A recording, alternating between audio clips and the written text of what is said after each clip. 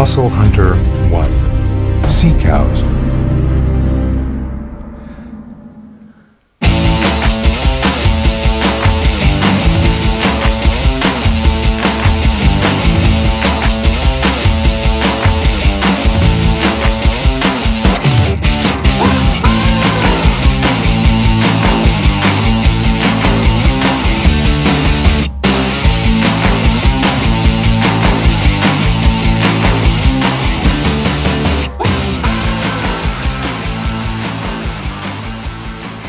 Ketil is a small village in Silifke district. The green mountains and the hard, layered, rocky structure peculiar to Mersin can be seen here. There used to be a sea in central Anatolia in ancient times. That is why it is always possible to frequently encounter fossils of marine species here.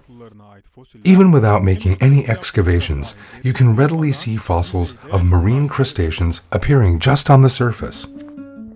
These are marine crustaceans.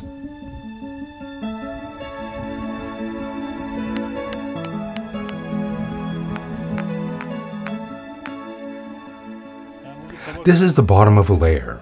There's a layer on top of it, covering the layer and fossilizing what is inside. When the upper layer is opened, we encounter the fossil of a bivalve crustacean.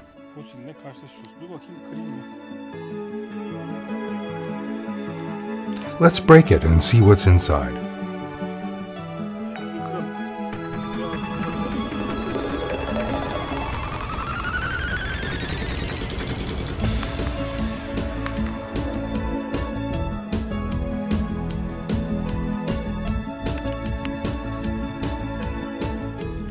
As you can see, the rock layers are of various colors.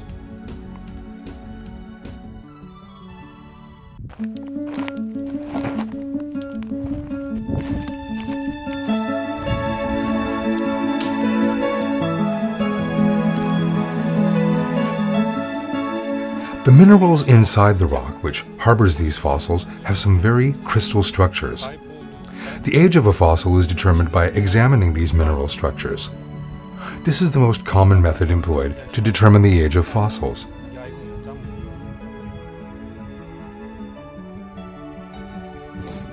As you can see, Ketil is mostly covered with small pieces of rock. The age of these pieces of rock can be up to 370 million years old. When you look at them, different rocks distinguish themselves with their distinct colors and patterns. Yes, this is the case with Ketil. Fasten your seatbelts. Our new destination is Yenisu.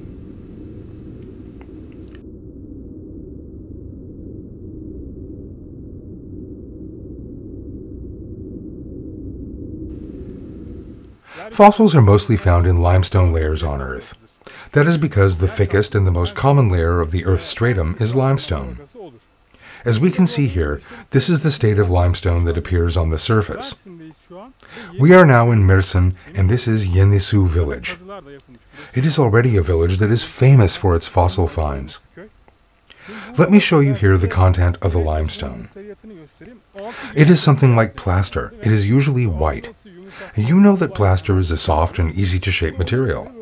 Limestone also has such traits, and it is a multi-layered geological structure.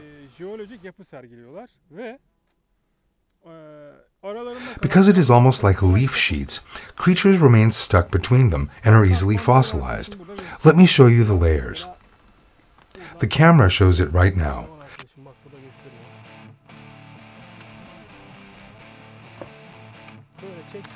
When I pull it like this, it separates as layers. For example, it is very easy to pull apart a large block of it. The living creatures stuck between these layers are easily fossilized. Here, many rocks rose to the surface. This is an interesting geological phenomenon here, and it's not peculiar to this area alone. We will also see them ahead. As I will show you later, it looks as if stones poured down from the sky. You can see small pieces of rock everywhere, not in the form of big rocks, but in small pieces of stone spread apart. Therefore, it is possible to find lots of fossils here. It is as if it rains stones everywhere. The land is full of large and small pieces of rock. It looks as if rocks spring up out of the earth. The appearance of limestone on the surface is also very interesting. Among them, you can frequently encounter carp and herring fossils dating back to 15 to 20 million years ago. That is why Yenisu is a very precious place for a fossil scientist.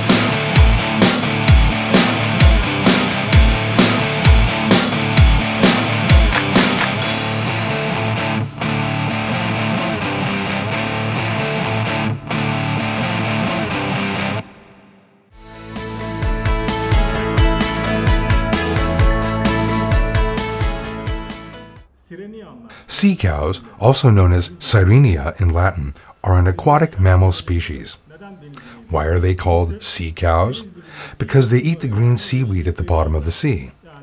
In other words, they resemble animals who feed on grass. That is why they are called sea cows. This fossil has a story. In 2013, a farmer from the village of Evren found this fossil while working in his own garden, and he informed the authorities. As you can see, the structure of it, its bones, resemble a human skeleton. Assuming that it was a human skeleton, they called the constabulary. The examination of the skeleton revealed that it was a sea cow, the species known as Sirenia.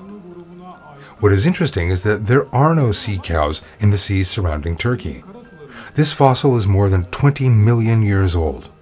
In this respect, it is a very valuable fossil.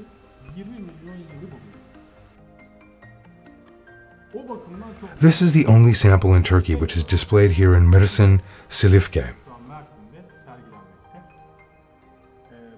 Many studies conducted on this fossil revealed various data regarding this species.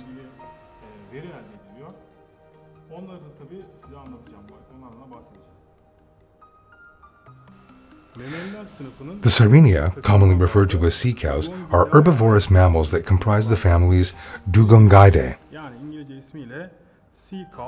The length of its spine is the morphological characteristics of this fossil are as follows: 7 to 12 centimeters, and the height is 5.5 to 8 centimeters among the fossil findings.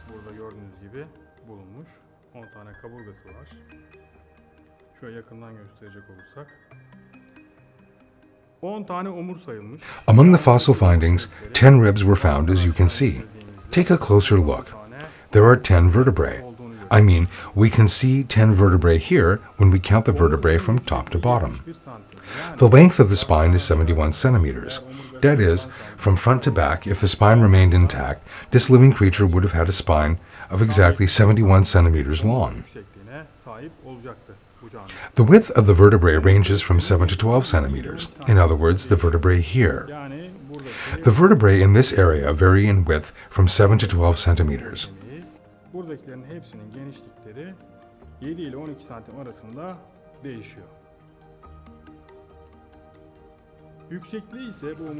The height of these vertebrae is up to 5 centimeters for some and 8 centimeters for others. The width of the vertebrae ranges from 7 to 12 centimeters. In other words, the vertebrae here. The vertebrae in this area vary in width from 7 to 12 centimeters.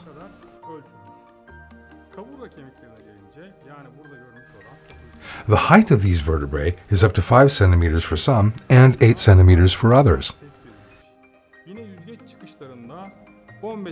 On the edge of the fins, there are 15 centimeter long structures.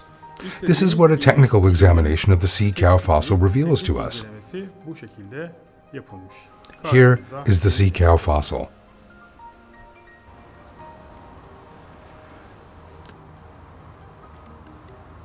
Sea cows, which have a pregnancy period of 12 to 14 months, are actually mammals.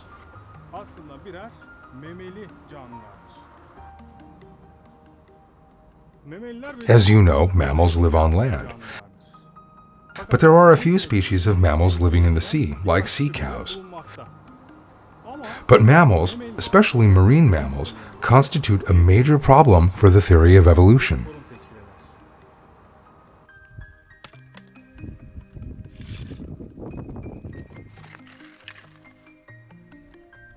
The Earth is full of fossils. There may be billions of fossils resting among the Earth's layers, and hundreds of millions of them have already been unearthed.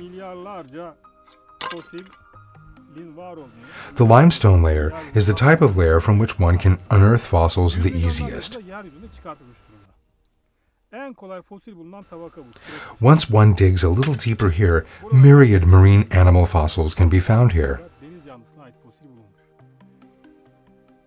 The subject of this episode is a sea cow fossil, which is a sea mammal, which constitutes a major problem for the theory of evolution, as we said earlier, because with their body structure and their circulatory system, mammals are warm-blooded. That is to say, they can maintain a stable internal body temperature.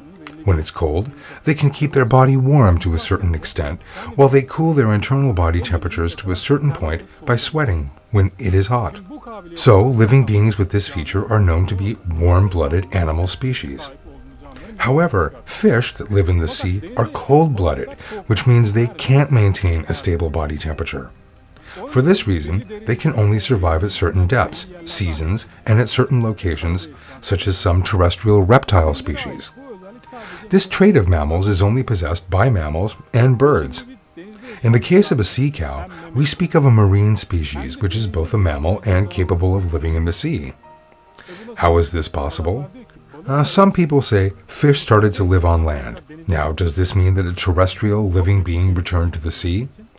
This constitutes a huge contradiction for the theory of evolution. It can never be explained. If you consider it with common sense, examine it technically, do scientific research, examine its DNA, look inside its molecular structure, no matter which aspect you consider, it is clear that the sea cow, and that mammals in general, deal a major blow to the theory of evolution.